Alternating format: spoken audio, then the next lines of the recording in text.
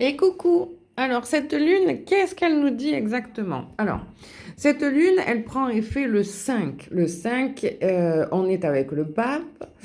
Le mois 12, on est avec le pendu. Et l'année du 9, évidemment, on reste avec l'ermite et l'introspection. Alors, le pape ou le hiérophante, c'est pareil. Qu'est-ce qu'il nous dit?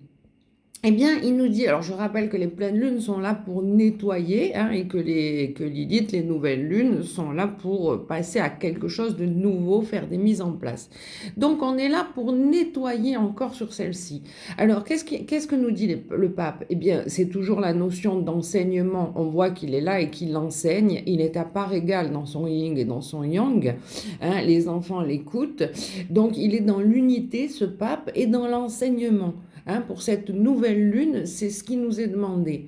De quelle manière? En voyant les choses autrement. L'enseignement peut se faire de différentes façons.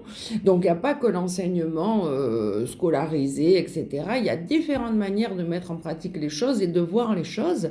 On peut enseigner aussi sous forme de lâcher-prise. Le lâcher-prise, par exemple, le pendu, ça peut tout à fait être ça aussi, l'enseignement, et de dire, eh bien, laissons les choses, l'univers faire ce qu'il y a à faire. La sagesse du pape, c'est aussi ça. C'est enseigner, mais c'est aussi écouter, voir les choses différemment. Ça peut être une très bonne chose aussi. D'autant qu'on regarde toute cette année avec l'ermite qui, lui, est dans l'introspection. Donc, la sagesse du pape face à l'ermite, en ayant au milieu le lâcher-prise ou voir les choses d'une autre manière, on peut tout à fait se laisser aller avec cette nouvelle lune à nettoyer intelligemment. Que nous disent les guides? Eh bien, on est dans des énergies un petit peu planétaires, voilà, assez prospères, hein, voilà, on est sur beaucoup de verre. Qu'est-ce qu'on nous dit exactement? Prendre l'appui. Donc, prendre l'appui, ça, c'est très, très bien parce que ça veut dire aussi, dans cet enseignement, ben, pouvoir intégrer les anciens, pouvoir intégrer des mentors, pouvoir intégrer des gens qui peuvent nous aider, qui sont là pour ça. Donc, on a cet appui-là. Alors, ça peut être nos parents, ça peut être des guides, ça peut être, voilà, toute personne susceptible de nous faire grandir, de nous enseigner quelque chose de valable, quelque chose de différent.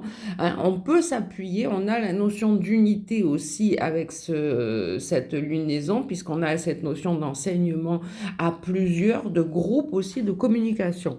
Donc, ne pas hésiter à prendre conseil, pas hésiter à prendre appui, hein, comment pourrait-on dire, bah, à faire intervenir pour nous différentes personnes dans différentes situations. Ça peut être très très bien. Hein. En plus, on est sous couvert de Jupiter là sur pas mal de cartes. Donc, c'est plutôt pas mal, c'est la prospérité. Donc, les personnes qui interviendront pour nous, les mentors, les guides, le feront avec sagesse aussi et avec enseignement. Donc, c'est parfait. Ne pas hésiter, même sur Internet, à trouver des mentors, je le dis assez régulièrement, c'est-à-dire des gens inspirants.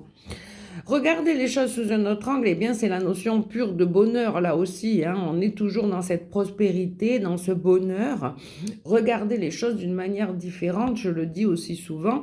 Voilà, regarder une fleur éclore, c'est aussi arriver à voir tout un parcours de vie, tout un cycle de vie qu'a fait cette fleur pour en arriver là. Donc, c'est aussi une manière de voir les choses autrement et d'avoir un bonheur avec une petite chose. Et les petites choses les plus simples sont souvent celles qui amènent le plus de bonheur. La fin de l'année. Donc, pour le mois, on est sur le bonheur total. Hein. Y a pas autre chose à dire. Hein. De toute façon, dans cette lunaison-là, on est de toute façon sur la sagesse, le soutien, l'appui, l'unité, le bonheur.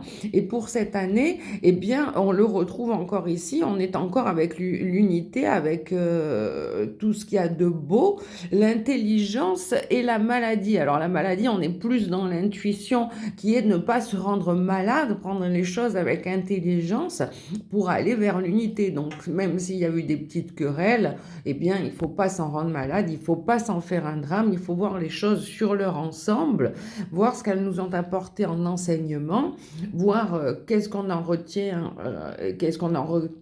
oui, au niveau du soutien et du bonheur, et puis minimiser les petits désagréments. Il faut en aucun cas se rendre malade de situations dont on n'est pas maître. Souvent, en plus, la plupart du temps, me disent les guides, on se rend souvent malade pour des choses qu'on ne peut pas contrôler. On peut contrôler ses actions, on peut contrôler la manière dont on se présente aux autres, on ne peut pas contrôler les réactions des autres. Donc, il ne faut absolument pas se rendre malade. Voilà, il faut faire preuve d'intelligence, d'introspection, d'un regard avisé, d'une prise de recul. Quel animal s'invite sur cette lunaison? Eh bien, on a deux fois la sagesse finalement, puisque le hiérophante est là avec la sagesse, et on a aussi l'orignal. Je vous laisse lire cette carte que je trouve très jolie et qui est encore une fois un petit peu, voilà, le rappel. On a finalement trois rappels hein, de ces ancêtres, de ces guides, de ces animaux totems ou animaux de pouvoir, puisque là, en l'occurrence, c'est un animal de pouvoir qui s'invite pour nous dire, eh bien, dans ce dernier mois, eh bien, de lâcher prise finalement avec le lâcher prise qu'on a avec le pape et de garder les bons enseignements avec sagesse. C'est tout ce qu'on a à faire, voilà. Il n'y a pas de gros nettoyage à faire. Le gros nettoyage a été fait sur l'ensemble de l'année finalement. Donc on ne peut que référer aux ancêtres et aux guides, voilà, pour notre parcours avec sagesse et avec motivation. Voilà, je vous aime, je vous embrasse.